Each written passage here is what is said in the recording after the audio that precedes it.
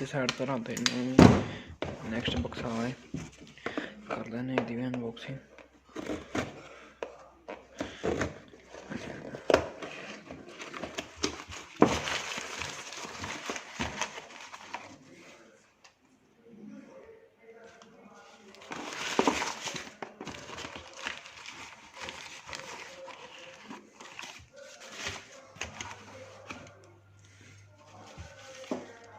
हाँ जिदा बैटरी मिल जाती है अपन स्नैपडील तो मिल के सकते हो 3 वोल्ट 7 वोल्ट तो एक और मिली है।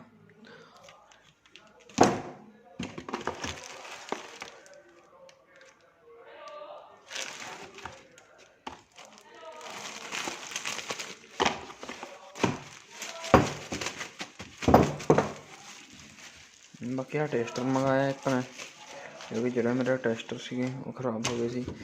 ते बाकी एक नट मंगाया एक ट्राली वास्ते, क्योंकि ये तो ही मिल रहा सीगा नट ते 2 सीगे, पता नहीं कितने गया टुन दे ते एक टेस्टर।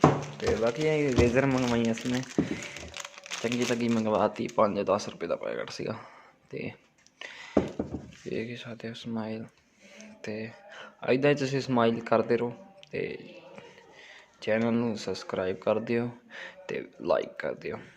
तो बहुत बहुत धन्नवाद। स्माइल करो हसाओ ते आपदे सेफ्टी रखियो, तो पॉल्यूशन ना करियो कंट्री दे विच। बाकी मैं साइंस केड़ा पढ़ाउंदी आं, मैं आपदा टैक्नोलॉजी दा चैनल है।